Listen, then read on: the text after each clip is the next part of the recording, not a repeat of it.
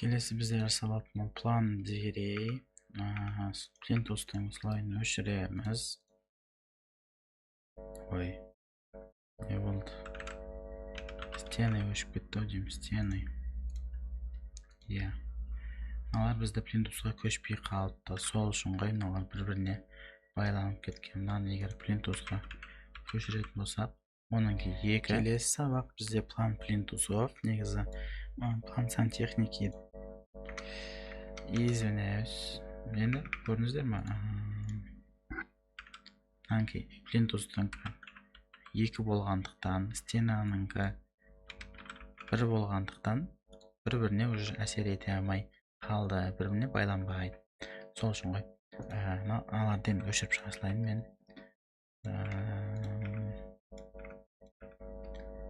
Осылай.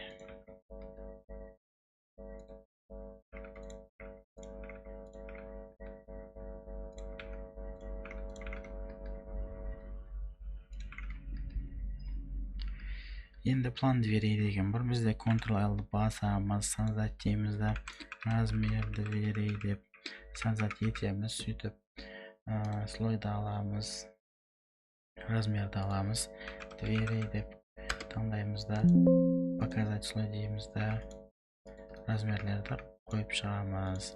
Размерді қараңыз, қай жерден қойып атым. Тураны проем біткен жерден бір көрсетем. Сосын мына полотноның өзін былай көрсетемін.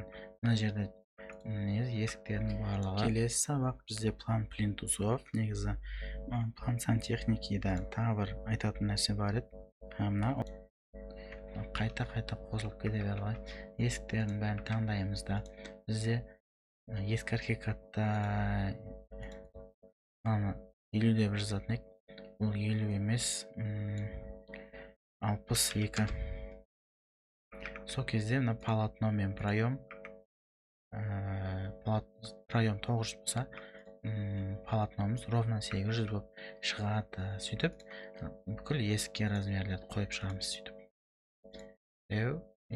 тура полотноның өзінен екеу. Сөйтіп бәріне қойып шығасыз. Сосын басамыз, есікті параметріне кіреміз. Бізде dv01 болсын, санузелдіңкін. Сосын бірінші қойып шығайық проемдар бойынша. Именно проемдар бойынша қазір бәрін көріп алайық, кімдікі қанша. Сөйтіп бірдейлерін бірдей қылып белгілейміз. Мына жерде мысалға 800, мына есік бірдей, мына есік 900 сырты, мына есік 900. Значит, мына есік 900-тер dv03 болады екеуі. Ал мына мен мынау dv02 болады. Сөйтіп, мына текст аламыз, дверейге көшіреміз. Текст аламыз да, высотасын 1 деп. Әр есіктің тұсына саған ал бізде dv03 dv03. Сөйтіп, жазып шығамыз. Бізде тағы ол мына жерде, мына бізде dv02, dv02, dv01. Значит, мына бізде dv04 болады, ал мынау dv05 болады. dv05 деп есікті таңдаймыз да. Классикасына dv05 деп тұру керек, жазасыздар. Мынаған тоже dv04 деп жазасыздар. Болды, сомен оны тексересіздер болады. Сразу мына жаққа кіресіздер да. Мына жерде бізде каталог элементы деген ішінде каталог дверей деген бар. Соған кірсеңіздер, сразу количество, размер, сосын тип дегенге атауын жазып шығамыз. Болды, сомен.